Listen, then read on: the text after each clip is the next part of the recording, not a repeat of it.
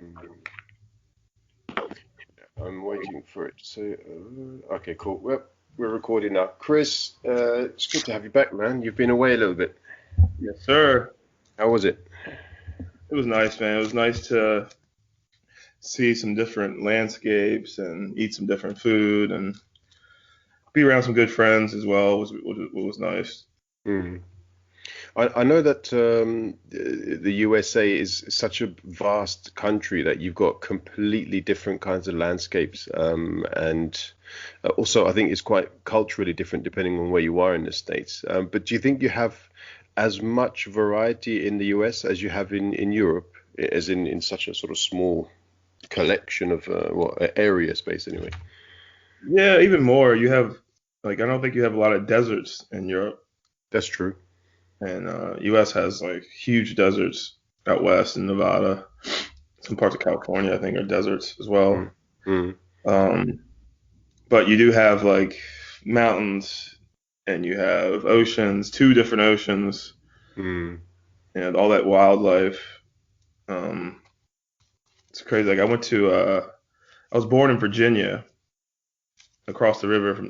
My parents were living in D.C., but um, my father's friend delivered me at this hospital in Fairfax, right across the bridge. And I was taking a geography class in college.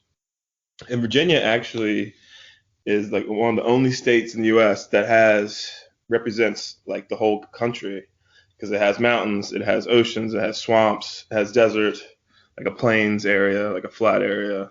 Mm. Um, so yeah, it's very diverse. Like in the U.S., you're able to see everything, but you can't see it for the price you can in Europe. Just Mm. flying is makes a big difference. Okay.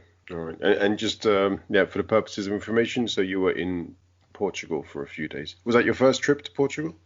No, it was my second. Okay. I went a So couple years ago. The first time to the Algarve.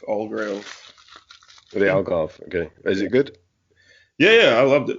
It was. I went to last time I was in Lisbon and Peniche, like northern part of Portugal, but this was a lot different and a lot more people from the UK. Getting in while they can. Oh man, it was probably only like 25 people in the town, I guess, and we all went to the same pub every day, and just that drinking culture, UK is just so fascinating to me. It's just like no one else in the world really. Okay, so you found one of the few places in Europe where people can still actually go to a pub and drink socially. Yeah, That's mad. I mean it was like open from 12 to 10:30 at night. That's crazy. Okay, I mean, the very concept of going to a pub at the moment is so alien to me that I'm not even sure I'll. I think the first time I go in, it'll be a bit like spooky. I'll sort of step in gradually just to make sure that everybody in there is human and there aren't mad aliens around.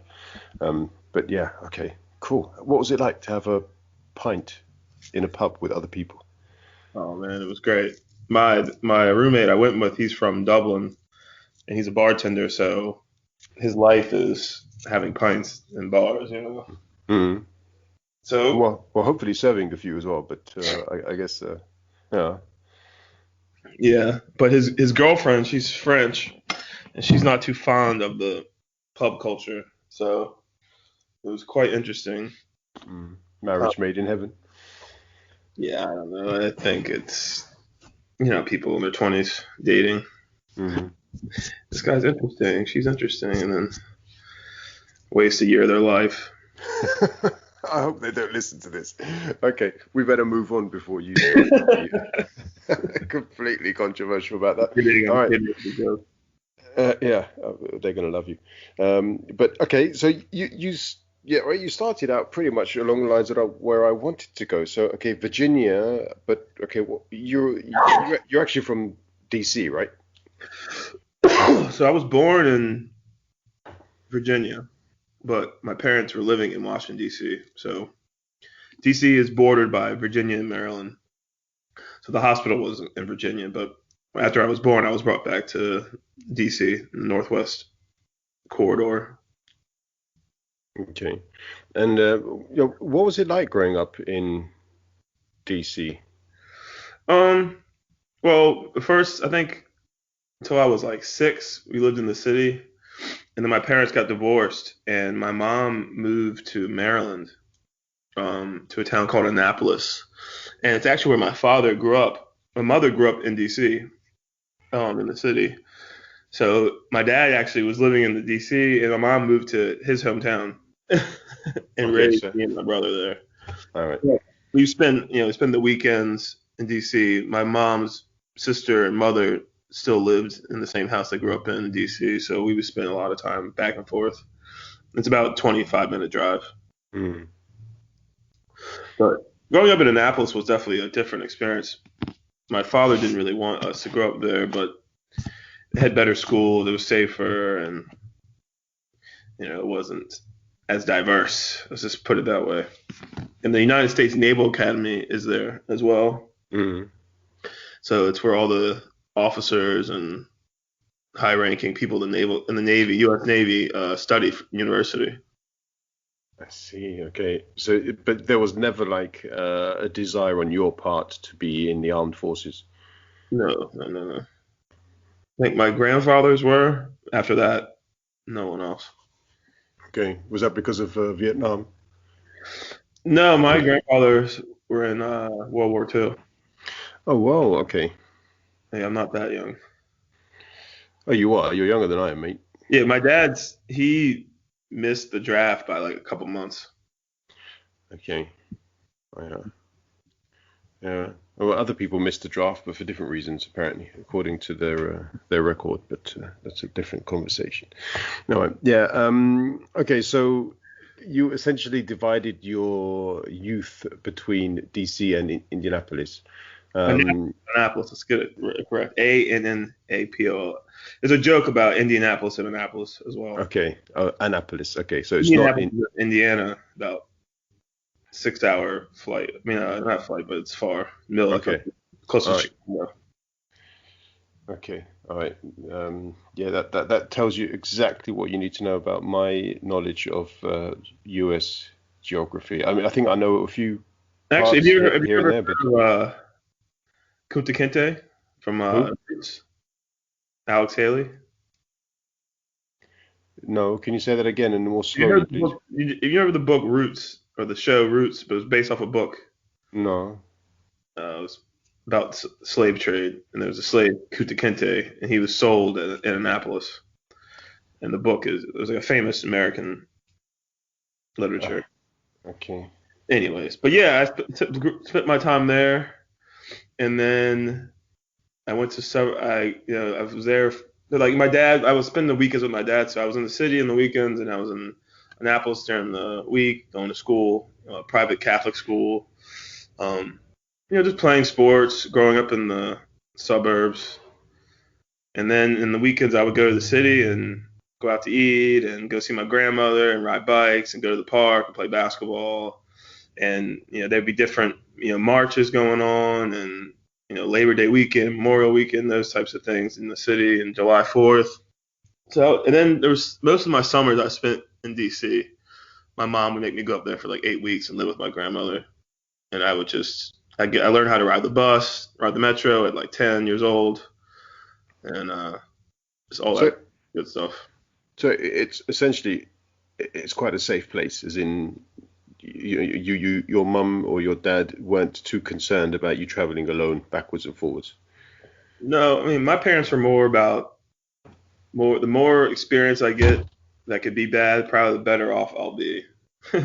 So they would never really hold us back from trying new stuff, like sending us to see family far away on the plane by ourselves, or going to summer camp by bus through the city.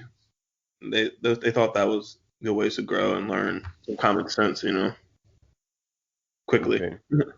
All right. And if you had to choose, I suppose, a category of person who your upbringing was more representative of, in the US? Would you say would you say that you were more representative of an East Coast youth, or as in African American youth, or a guy from DC, New Yorker? I mean, how would you say that was your upbringing? What I want to ask is, what's your upbringing sort of common at that time in the US, the Well, way that you did it? I think my upbringing, I was very fortunate because I would say I grew up like a private school kid, maybe, going to private school since I was in third grade. So most of my friends were white and well off. Their parents are all well off, had money. So with those types of situations, you learn about going out on boats, taking vacations, going to the beach house. Um, resources are everywhere. And I think Mm. also growing up in that situation, you don't see as much bad stuff, but I think kids, they want to be bad no matter what. So they find bad things to get into. So it's very easy to get carried away. And, I had a lot of friends that had perfect upbringing, had all the resources, but a couple bad decisions. And some of them aren't here anymore. They passed away. And They passed away in natural causes or something else? drug use. Okay. Yeah. There's a big opioid epidemic in the U.S. And I know, Mm. dozens of kids that I grew up with or died. Mm. Okay. And okay, so there's quite a bit, should we say, culturally, which is perhaps not too common. But I mean, how did you sort of marry the two different elements, as it were? So you had your sort of school friends who were, as you say, slightly better off white, but then you also had, I presume, friends who were not better off and white, people who you hung out with, perhaps more in DC. How did you sort of put these two different elements of your life together, or did you actually actively Well, keep them separate? actually, I would say I would take that back. I mean, a lot of my a lot of my life till I was 18, I didn't really, honestly, have too many black friends, Okay. and it was just the environment I was growing up in. But my family, I would not say we were growing up like every average African American black family in the United States. I mean, just because for my grandparents, my parents, they were all, everybody was educated, and I wouldn't say black, say minorities in the U.S. growing up. I had lots of opportunities. My father was a urologist, a physician, so he made plenty of money, and he made sure we went to all the private schools, and we had shoes, we had clothes. Um, and I was playing golf as a young kid, hanging out at country clubs.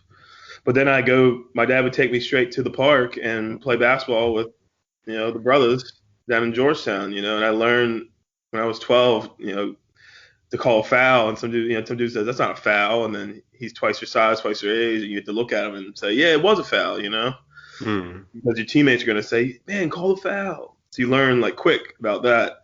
So I really liked how I had both perspectives because, when with my family, they're talking about, you know, the things that black people talk about and what's going on in the world and how people are treated.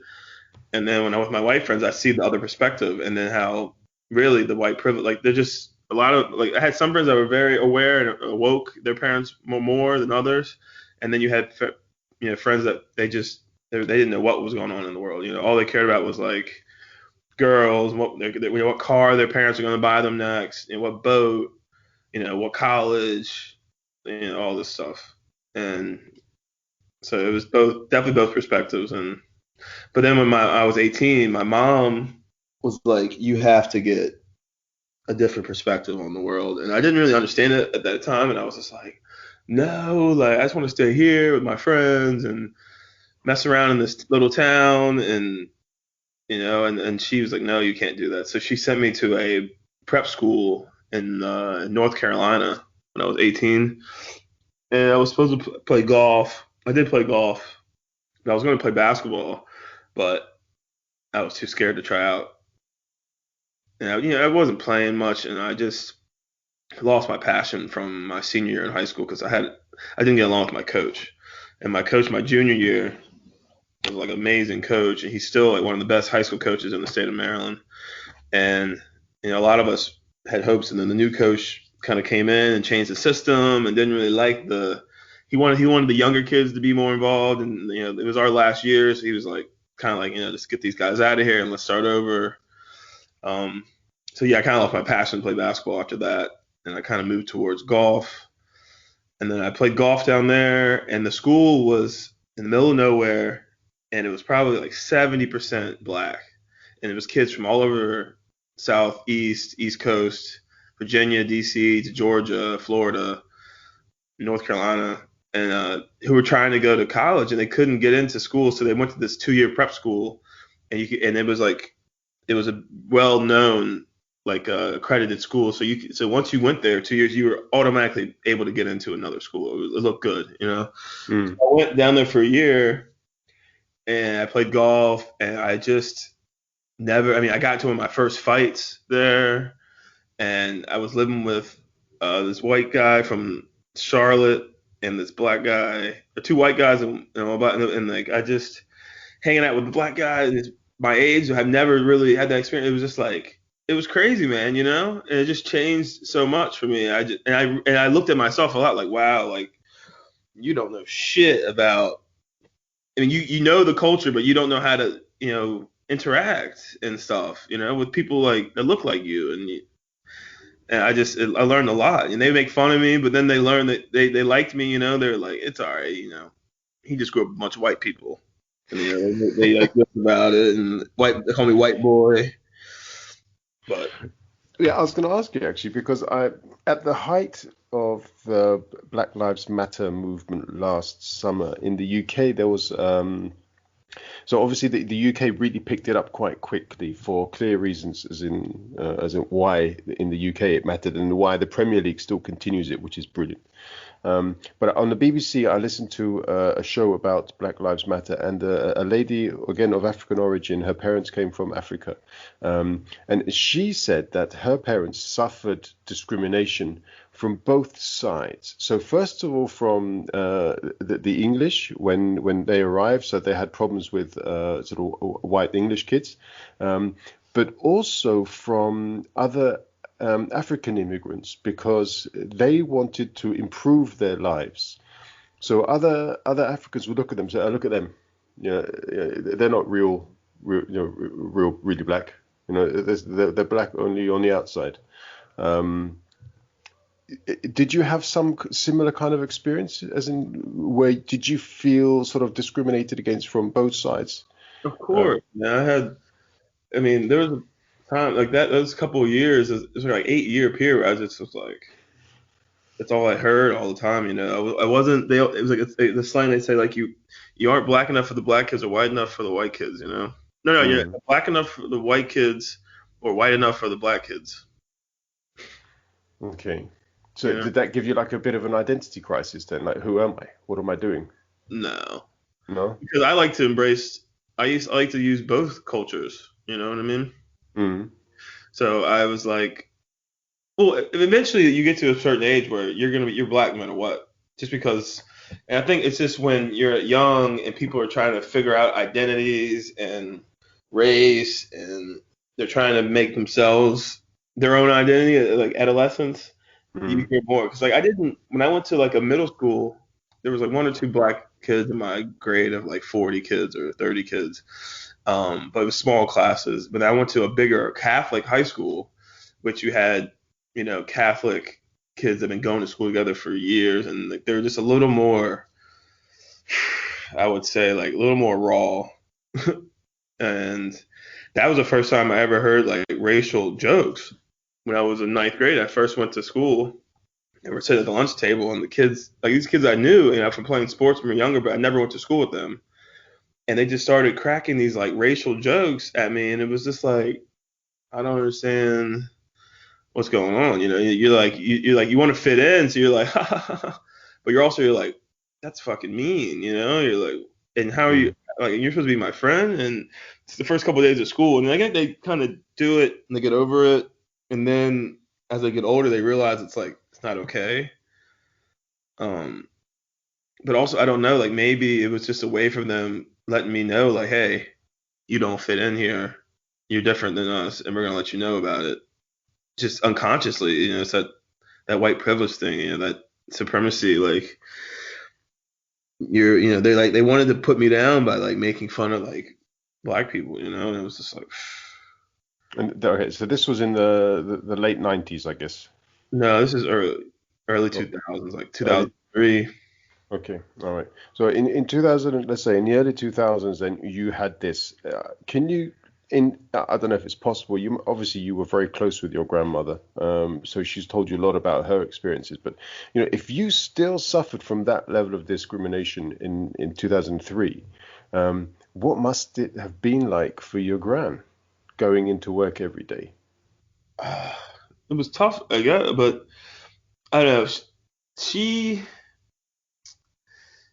she would talk about how there was a general that she worked under, like when she worked in the Pentagon for the Air Force, and she had worked her way up, and she told me a story that some general was kept passing her up for a promotion, and she said there was a white guy working there, and he was a little bit ahead, and he could tell that the general was overlooking her because she was black, and she said that the guy said something, or maybe she or the guy said something to like someone higher than the general, that he was being discriminatory, blah blah blah, and it ended up like changing her course of work. But she talked about situations like that.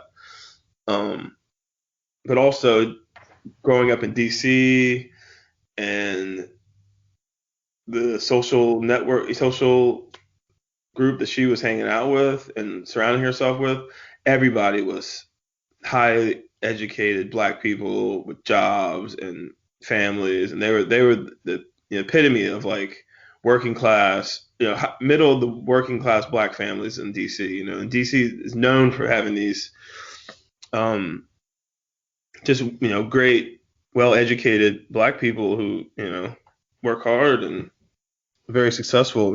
PG County is a county right outside of DC, but all those black people that live in PG County are they're from DC, but during the gentrification in the late 90s and 2000s, like they all moved to Maryland, and that's where like Kevin Durant is from, and Michael Beasley, and they just did a movie on like It Must Be the Water about PG County because it has more NBA players have come out of PG County than any other area in the country for the Mm. water.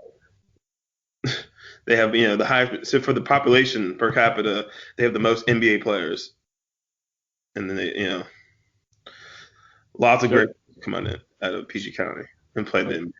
Anyways, so all those during gentrification happened. So all these black people that were working in the government, working in DC, moved to Maryland because it was cheaper, and so now you have the highest per capita, wealthiest county in the country of black people. The whole United States has the wealthiest black people live in this county, in this area. mm. And yeah, I mean, because clearly, people outside of the US don't really have quite the same level of of understanding about the different social dynamics and so on in the US. I mean, I remember growing up in the 90s, and I watched this movie, Boys in the Hood. I watched a movie called Colors. I don't know if you've seen these, Yep. but these, I think, please correct me if I'm mistaken, these both refer to life, on the West Coast. These are like, California, Yeah, LA. this West Coast. And that's the thing. It's like I have family out in Long Beach on my dad's side, and everybody, like black people in different parts of the country grew up in different ways. They still have the same type of culture, but when you're growing up in New York City, overcrowded, you know, apartment complexes, it's very like a different way than growing up in Long Beach, like in a house, sunny weather. You know, it's very different culturally in that aspect of it. Yeah, and I mean, and saying that, I mean, there's a lot more obviously to discuss. I mean, there are, because for example, Boys in the Hood, they referred specifically to this sort of ghetto style situation where, yeah, the kid had to make a choice. Does he try to fit in with the gang, or does he try to better himself and come out of the hood and make himself, make a man of himself, and so on. It was a very obviously intensive sort of story, and quite emotional as well, unfortunately, because of the way the story developed. But I often think about that kind of thing when we listen to political commentaries. So in the 2016 election, when we were talking, or the commentators were talking about Hillary Clinton, they were like, "Yeah, she's got the black vote, and she's got the female vote." And yet, but you can't say that though, can you? Because it's not like every black person is in a specific way inclined and will therefore Or automatically even vote vote. Democrat. I mean, I think I would love to see the numbers of blacks that voted in this election versus that election. It must Mm, be crazy. yeah, completely Because, different, you mean? yeah, the percentage that how many more people voted this time, especially in those demographics, it definitely is a game changer. That's why he's not the president anymore. Do you think this is why Clinton didn't win, because she was overconfident from that perspective?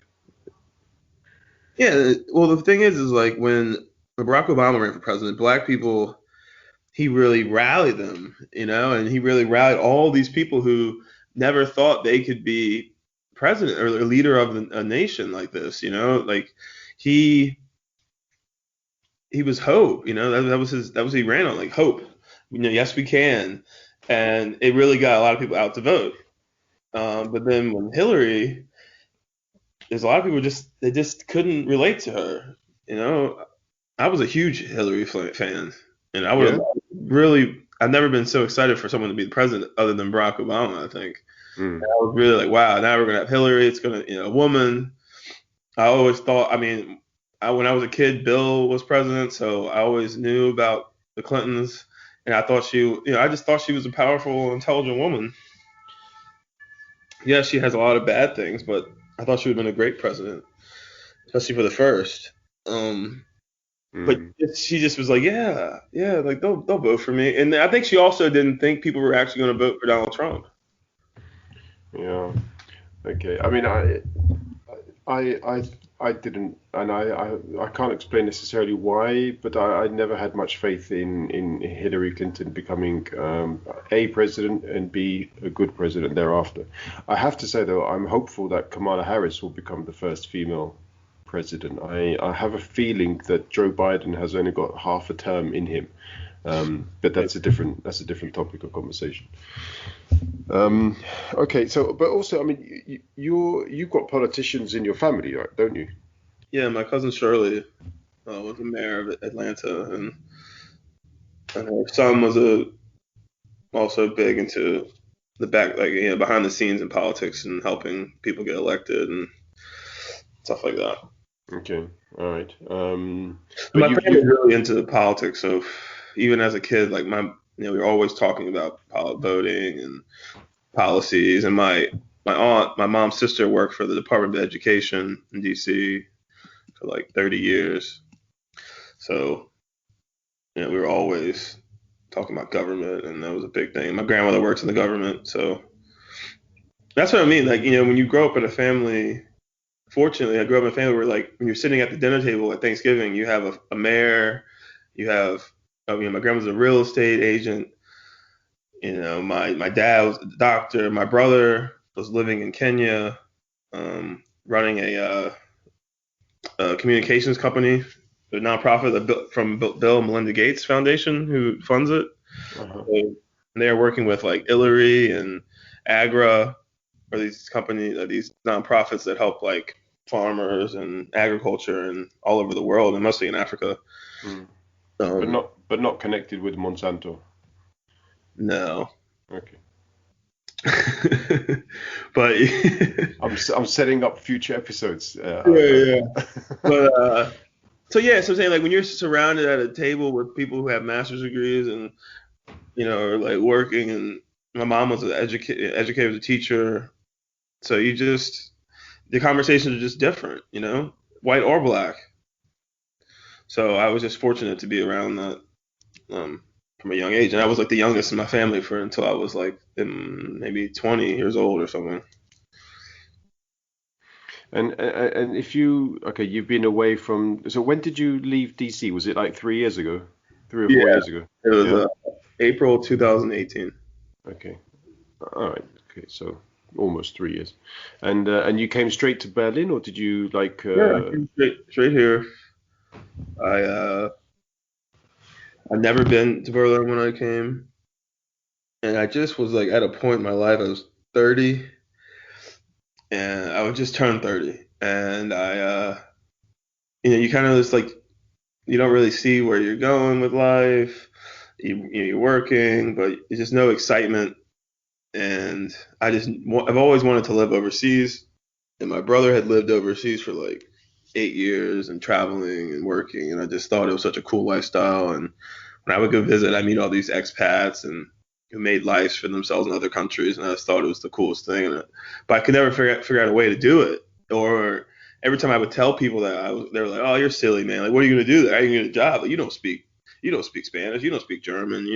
It's the first thing they say." And it's like, okay. And I tried to move to the west coast of the United States to Seattle, and I told some of my closer people and family, they were like, "No, you can't move to Seattle. It rains all the time. It rains. That's all people. It rains all the time." And I'm like, okay, what? So what? That means I shouldn't move there. So, and it put it off so much for me that I was like, okay, this time I'm not going to tell anyone. And there was like a little episode in my life in the fall of 2018. Won't really go into it. Nothing crazy. Just things weren't working out. Jobs, girls, friends, like those. And you're just like you just kind of look at yourself like, dude, I just need to do something else. Get away. Like just like everything, things keep repeating. You feel like you're in like a rat race or a Groundhog Day. It's just Mm. events, blah blah blah. So I was like looking at ways to get abroad because it's not that easy for anybody, especially like Americans. Like you could go travel anywhere for 3 months, but then like, if you go to like Europe, it's like you can go to some place, you have to find a place to live, and if you don't know anybody, it makes it difficult. And I knew maybe like three people in Europe, and like I couldn't just go move in with them. Our relationships weren't like that. But I was in London in like September of 2017. I was with my friend Natalia and her husband, and we were just like at a martini bar, a coffee martini bar, espresso martini bar, and they were just asking me about my life, what's going on, and she was a really close family friend, so we were having like a deep conversation about it. And I was just like, I'm not too happy about the situation. I'm traveling now, just trying to get my mind clear, like get out there, but I'm tired of like this getting this high of traveling and being in a new culture, and then you go back home and you come down from it and you're just like, oh. So I always get this feeling of like coming back. I would go somewhere. I was traveling to China. I was in Argentina, and I was in Chile, and I was going all over. I go to Europe, and then I come home, and it's like just this. And then you're like planning your next thing because you can never feel satisfied. Mm. So when I'm talking to them, and they were like, "Just why don't you just move to Europe?" And I was like, "Well, it's not that easy." And then they're like, "Yeah, I guess it's not." And I told them how hard it is. And then I just started doing a lot of research, and I found this program. It's like a relocation program, and this chick, she's from like New Zealand. She sets up like a house, like a flat with. Then there was like 8 of us. It's like a pretty big flat with like 8 people for like a month, and she even gets you a Meldon here in Berlin, and then you get to meet like 8 people and live with them for a month, and then she like kicks you out, and it's like, all right, you're on your own. But she helps you get all the paperwork done. She gives you the place for a month and shows you how to find a place and kind of gives you that time. And I did it, and I didn't tell anybody, and like I didn't tell anybody in my family or my friends. And I told like one of my best friends in like January. I was like, I'm moving, man. And it was like weird telling you're telling your best friend you grew up with, and he's just like, what? He's like, never thought you would do it. And then and then he was just like, yeah, that's awesome, like do it, you know. And then I didn't tell anybody else, and I waited, and then I think I told um my grandmother, because I was living in DC with her, because she was like 90, she had a huge house, and had cancer, and I was just living with her, taking care of, and my grandmother was like my best friend. Mm. So I didn't want to tell her because I knew she'd just be like, "What?" And then when I finally I booked the thing in November and was kind of getting ready. I was saving money. I like sold my car. And I moved like all my stuff into one place. I was getting everything ready. Everybody's like, "Why are you doing all this stuff?" They had no idea. And then I told Shirley, my cousin from Atlanta, and she was like, she thought it was the best idea ever. And and I told her, and then I told my grandmother. My grandma was like, "What? Like, oh, you can't do that. Like, I'm sick, and I got to think about this." And Shirley was like, "No, like he's going." Like, and I told my sister-in-law, and she was like, "You got to go." And then the only person I didn't tell was my dad. And I had a dog as well. I had a dog for 10 years. You know, like I took care of my best. You know, it was my dog, and I had to I didn't give him away. Like I have a house in Annapolis, and I let my friend stay there and take care of him at the house where he grew up. So the dog never left the house it grew up, but I just wasn't there anymore. So, which was really tough, and leaving my grandmother. And then the day I was going to tell my father, he actually had a heart attack and died.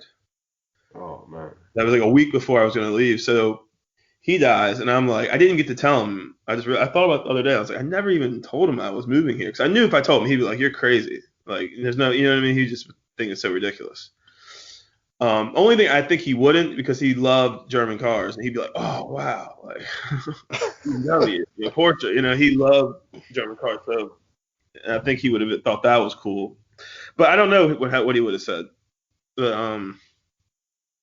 But I just didn't want to know. I didn't care, because no one's going to tell me I'm not going. You know what I mean?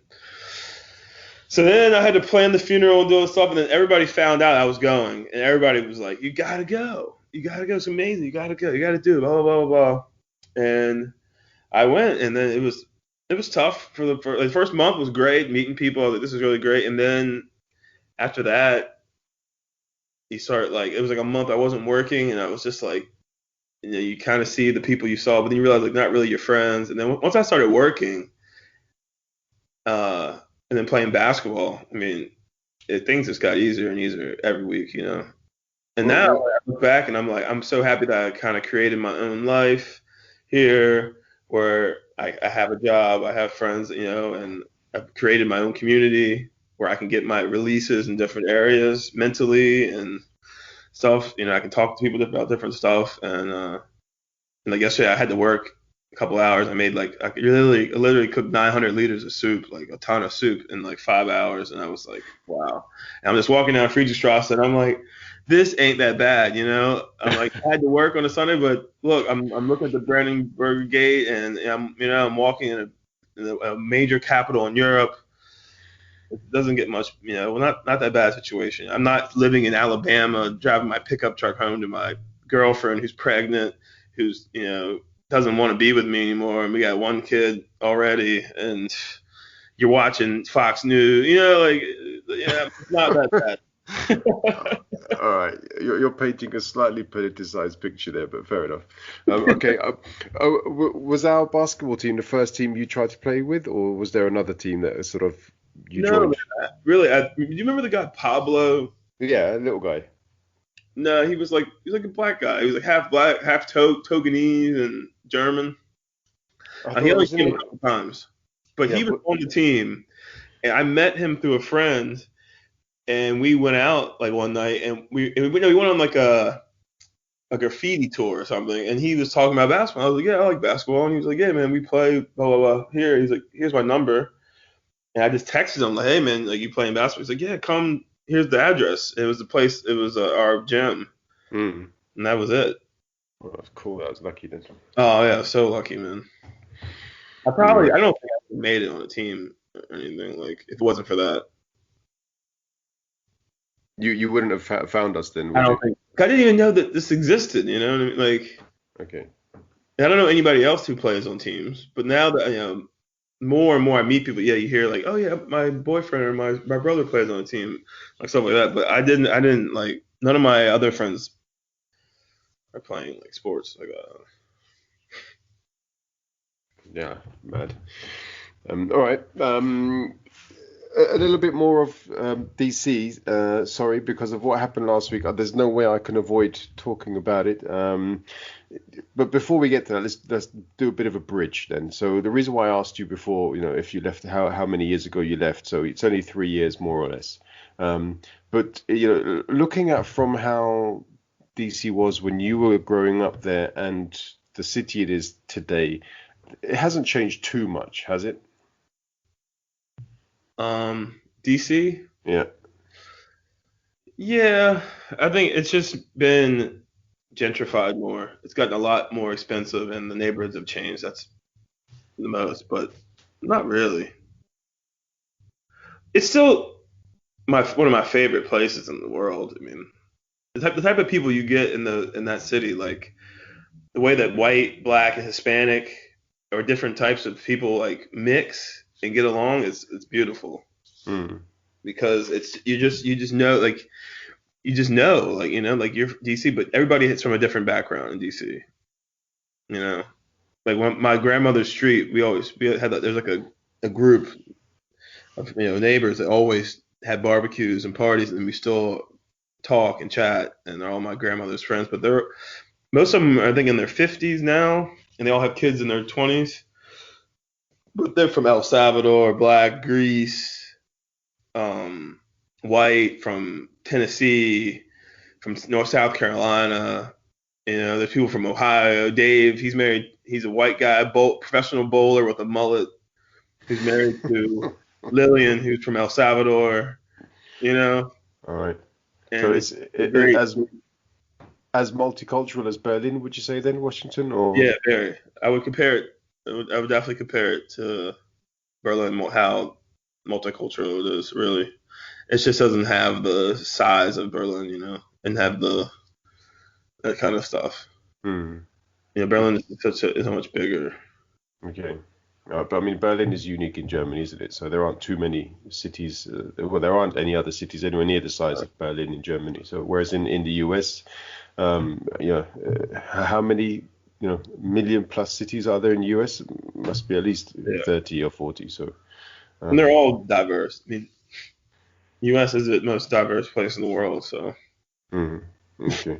Fair enough. I don't have statistics on that, so I'm gonna have to take your word for that. But what happened last week then? Obviously, that was essentially a Trump rally, but with a lot of non-Washington DC participants, wasn't it? So I mean, that screams to me of this was organized. Um, Oh yeah, man. I didn't realize how many these little online groups and they're like sharing platforms are like sharing stuff and info and how fanatic these people have become. I don't know. It's one or two things. It's either mm, I think a lot of it's just boredom and like the blaming culture just fires these people up. It's just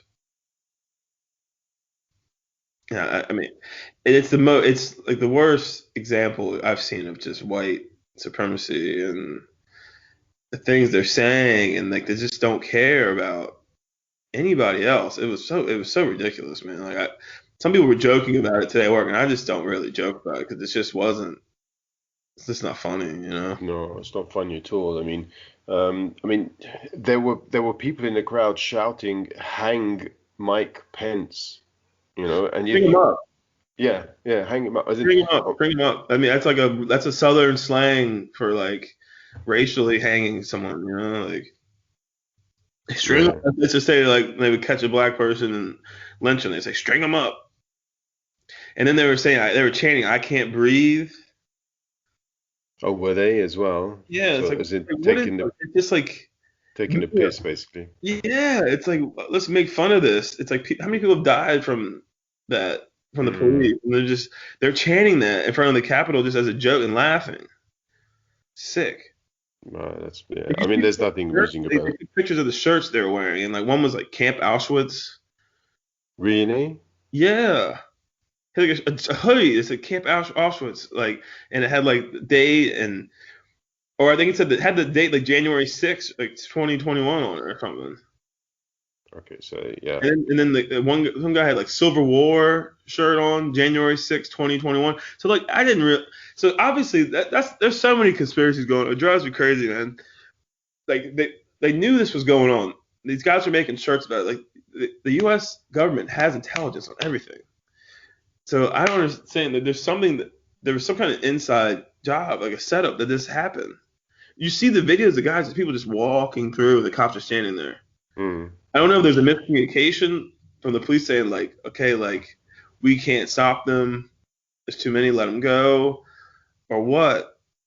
Or I think there's also the story. This one guy, like this one black officer, he's like redirecting the insurrectionists, or whatever they're calling them, and he like keeps them away from the cabinet members, and he like and like he's like a hero now because he took them to the opposite place, and like so they're saying like maybe they were just letting him go to different places because they couldn't control all this. Like man, if these Yeah, guys are but research, then there should have been the army should have been there. Like they knew but, this was happening.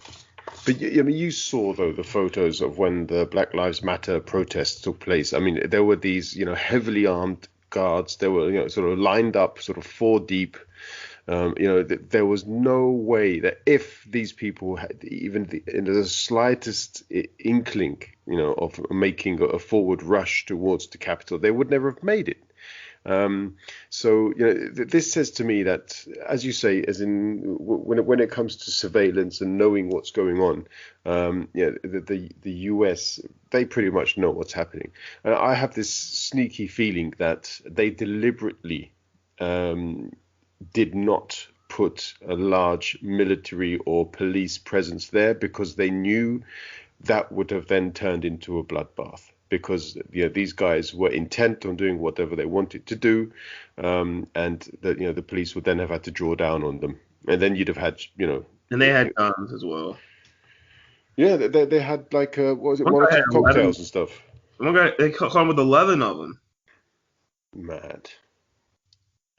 So they were ready. Yeah? As in these guys were ready to go, crazy, and attack the police, attack the army, attack anybody that was basically there. So maybe this is why they said, okay, leave them to it. But to have the Senate actually sitting at the time, yeah, that's a bit strange though. That doesn't Yeah, really keep what in mind. happens like if the army's there and they start really fighting the army? I don't know, man. It could have been a lot worse. Maybe there's something I don't know. But both of the police chiefs resigned the next day. Mm, So I yeah. would think it was they messed up on some part, not having the right personnel. So You're, yeah. So you're a I good was host, man. You're a good host. sorry. You're a good host. I'll leave that bit in, yeah. Yeah, I was just gonna say, so with regards to Trump, so lots of people call Trump the divisive president, and as you know, there's no, I'm not an admirer of Trump either in the person who does the job nor the job that the person does, but yeah, these are not people who all of a sudden became, as you say, racist, supremacist. These are people who already had those feelings. Racism did not suddenly re-emerge after 50 years from nothing. So what we're looking at, what we are seeing now, is simply a question of Trump's divisive approach has allowed these people to feel more able to voice their opinions more publicly, more vociferously. And the fact that now social media has decided to close down on these things, that doesn't mean the problems are going to go away, is it? No, they'll find other ways. They have that one app, like what's it called, Parlor, Yeah. and they're all on there, and I mean, like all the followers are still going to be on Facebook and Instagram and Twitter. But these are platforms which are apparently now a bit more, so to say, stringent in the way that they follow certain kinds of rules, hate speech, inciting violence, and so on. But what does that say for freedom of speech if it comes down to Silicon Valley that has to come up with the rules? I don't know. A lot of people are saying like it's, censorship, blah blah blah. Like they're upset about that situation. I don't know. I mean, what he did was very wrong, and he definitely told those people, he's tweeting about it and telling them, let's take the Capitol and these different platforms. It's really madness, man. But what's going to happen now then? Do you think that Nancy Pelosi is going to come through with this impeachment? Do you think Mike Pence is going to have him removed under the 25th Amendment? I mean, what do you think is going to happen? No, I just heard when I just left work, one of my coworkers said that they did impeach him. So I know I haven't had time to look at the news. Oh, really? Yeah, I mean, he just said it like briefly. Okay. But I think they need to do it because they need to show that there's no man bigger than the people, like we're the United States, so if you take him out of office, you're showing the country that, look, the people you voted for to put you in office are representing your best interests, and that no one can just say these things and try to incite this type of violence towards people and like just have this sense of no control. It's just not okay, So it would give me a sense of relief too, and I think a lot of people if they got him out. And the second thing, if he's impeached a second time, he can't run for office ever again. So I think that's what they want. They want to keep him from running for president again. Yeah. Okay, well, I mean, his age may take care of that anyway. But where does this leave the Republican Party? So, maybe you're a Democrat anyway, and so you probably don't really care too much about the grand old party. But I mean, where does this leave them? Because waiting until 2 weeks before the inevitable end of Trump's presidency to speak out against him, to me tells me that they're not really of any particularly great character, are they? I mean, it's a bit late now, isn't it? Yeah, it looks terrible. I mean, they've been on the decline. Sorry, excuse me. Bless you. For a while, but he was like, I think even Trump a couple years ago wasn't a Republican anymore, and he was like, oh, I'm just going to run under the Republican, and they had this whole big plan, to unite these people that you saw, and it worked, but I don't know, the Republican Party, it's hard for people to respect anything they have to say, but a lot of their big people have been saying stuff, and like even like I don't know if you know Mitt Romney, he ran for president a couple years ago, and he's just like this super Republican from Utah, and like he's stepped up a couple times and said stuff about Trump, and he said something on Thursday morning when they went back into session, and I really when he first ran for like president, I was like, this guy is such a dork, it just represents nothing I believe in, and I mean just him stepping up these last couple of times and saying something against Trump.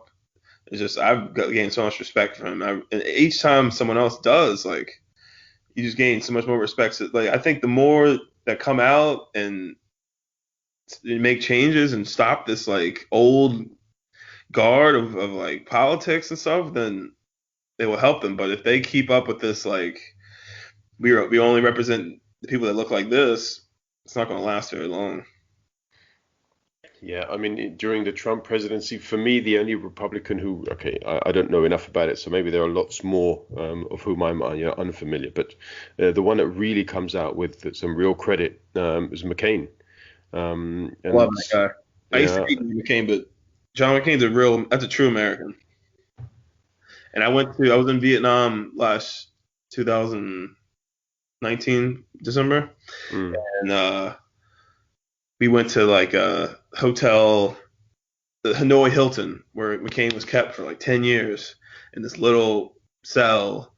And to come from that situation and shot down and survive that, and to go into a life of politics and then run for president. And you read his speech when Obama won, it's just such a graceful speech, so respectful. And then Trump just berates him while he was alive and he died. It's just such disrespect. And John McCain is probably my favorite Republican. He's the representative from Arizona, right? Yeah, but he died a couple years ago. Yeah. But this is also why Arizona went for Biden. A lot of people have suspected. Yeah, and also the people. It's so funny how they do go for. I don't know, because if you look at the last 3 elections, how crazy they are. It's hard to know like what people it's going on in their heads, because like you elect a black guy twice, okay, then you elect Donald Trump, and then you have this total disaster in 4 years, and then you have another ridiculous. I mean, I guess this last election wasn't as close as people were talking about, like saying it was a historic election. It was a historic election because more people voted than ever. 140 million people voted or something. 50 million people. That's a lot, man. That's twice the size of Germany. Yeah. They're voting, and only half of the country voted almost. I have to say, without sounding in any way disrespectful, I have a bit of beef with American commentators because they call the USA the greatest democracy on the planet. Yeah, but surely India, with over 1 billion population, is perhaps the greatest democracy on the planet. They're talking about democracy, they're saying how the government's run. Okay. They're talking about the opportunities and jobs and the way that they set laws. I wouldn't say India is that great with democracy because their level of rape and abuse to women is just, and poverty. In India, you mean? Yeah. Yeah. But they also are only been free for what, 60, 70 years. So. Yeah. I think. Sorry? When did the English leave? I think it was just after the Second World War because the Brits. Like the U.S. They said this is the first time the capital has been attacked since 14, in the War of 1812, when the English burned down the capital. Yeah. After the U.S. got their independence in the Revolutionary War, then England tried to come back and fought them off, the farmers. Yeah, I think you guys probably didn't learn about this in England because you guys don't learn about losses, huh? Yeah, it's put it this way, it's not top of the list of historical lessons in the land. Spangled Banner. Francis Scott Key in Baltimore, where I went to university. I did read a book by Bernard Cornwell called The Fort, and it talks about the greatest naval defeat in American history at a place called Big Wajamadoos. It may be where you mentioned, but it's a brilliant story. But yeah, I tell you, do you know what? I don't know if this is true, but 2 of the first people to die in the Revolutionary War and the Civil War were black. Okay. Crispus Attucks, you ever heard of that name? He died in the Revolutionary War. First person killed. Anyway, a little bit. Yeah. Well, but my knowledge in these areas is not particularly great, and that's something. But you know, I want to address that, so I'm gonna have to go away and do some reading, and then we'll come back and talk about it because I hope that you are more familiar with the U.S. Civil War. And also civil rights movement, because I really want to talk about these things as well. And so, if you are open to doing so, that we should book in a situation or a scenario where we can talk about these things too. Okay, just one more question, and then we'll leave it for this particular episode of the podcast. So Joe Biden's going to be coming in. it's not quite the same, because before when we talked about Barack Obama, you mentioned the word hope. Now whether or not Barack Obama finally delivered on that promise, that's a different question, and I don't want to approach it now. But Joe Biden, he's not coming in with that level of hope, is he? As in, the US is simply not in the same place today as it was back in 2008. No, I think Joe Biden does represent a little bit of hope because the ticket does. Because the ticket is, I think Kamala Harris is huge for hope for a lot of people, Mm. and that kind of diversity in the government. Like if you look at his cabinet picks, that type of diversity looks, gives people hope that the U.S. is going to try to change some of these things around and change the way the world looks at Americans, by having better policies and having proper education and trying to increase jobs and green and taking care of, the environment and getting back into some of these agreements that Trump left. That's the hope that people have, and I think Joe Biden knows how to be a politician. He knows how government works, and he knows how to work. He's been a senator for like his whole life. But isn't there this sort of saying in Washington that the least influential person in Washington is the vice president? Yeah, but you don't think that's true in this case? Do you think Kamala Harris is going to take a far more frontline role in the government? Yeah, I think she'll be pretty active. I think she'll be probably more active than Joe will be just because of his age, maybe. Mm. And you got to think, like, if someone's 77 years old, they've been serving in the Senate for this long for people. I mean, you have to want to do it. You're not just doing it just for like money. It's a tough job. Like it's not you're not like his head figure. You just sit there all day and don't do anything. Like you're waking up every day at 3 a.m. You're traveling around the world. You're in meetings all day. You're the president, of the United States. So if he didn't want to do it and try to make things better or have a plan for the United States, then I don't think he would do it. So that has to give you some positivity. I tell you, if I ever get to the age of 77, the last thing I'm going to want to do is do more work. Exactly. I'm so surprised. Yeah, I was thinking about the other day. I was like, he really, if you're 77, like most people have been retired for like 15 years at that point, and you were going into the hardest job you could ever imagine. Absolutely, and whatever you do, there are going to be people who are sort of shouting in your face, screaming you're a traitor. People don't have much to say about him. That's the funny thing.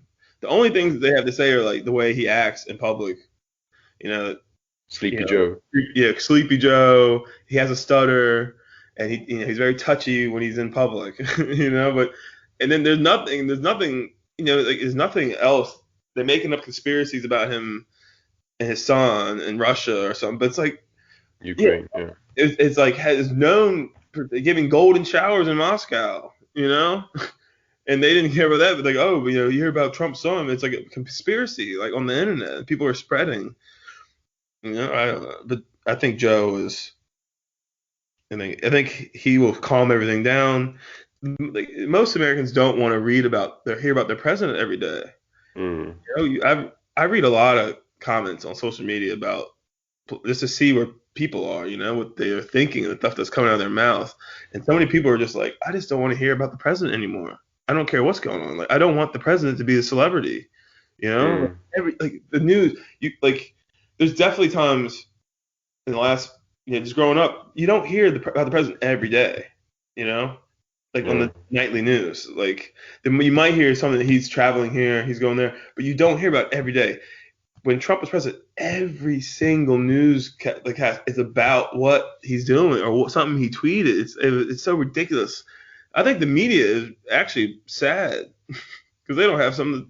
They're still going to talk about him. Yeah, but I mean, if things get when he's out of office. Yeah, but if things get too boring, somebody will just stick a smartphone in his hand and say, "There you go, Donald, go for it." You got to think it's going to be 4 years of him saying shit. And he's going to start something. He's going to start some kind of movement and groups. It's something. I don't see him just stopping. He loves attention too much. Yeah, no, he's not going to retire. He's not going to go away, in sort of tranquility. Other things, like, think about Donald Trump. Like, he's a billionaire. He owns golf courses. Like, all he has to do is, like, play golf. People run his business. He doesn't do anything else. I don't understand why he wanted to be president in the first place. That's the thing. It's like, maybe he is like this crazy white supremacist leader that no one knows, like, that they know about, but no one realized it, and he's like some Illuminati, like, leader on, like, these conspiracy things, I don't know. Yeah, I don't know. I can't see that kind of stuff. I mean, that I'm really interested in following some of these theories because I want to work out, how much fiction people can fit into some of these things. But with Donald Trump, do you know what? I simply think it was because for some reason he thought he could actually reach that level, and I just think he was on an ego trip. And he did it. Yeah. He got the highest position in the country, and that was it. He was the man. But I don't think that he wanted it to end this way. I think for him it's a big question of his dignity that he wasn't allowed to go into a second term. Can you imagine, like, having that kind of ego, where your ego's on display for the whole world to see every day? It's sick, man. Yeah, yeah. Anyway, I'm pleased, obviously, that Joe Biden has won it. As I said before, though, I don't see Joe Biden fulfilling the entire term.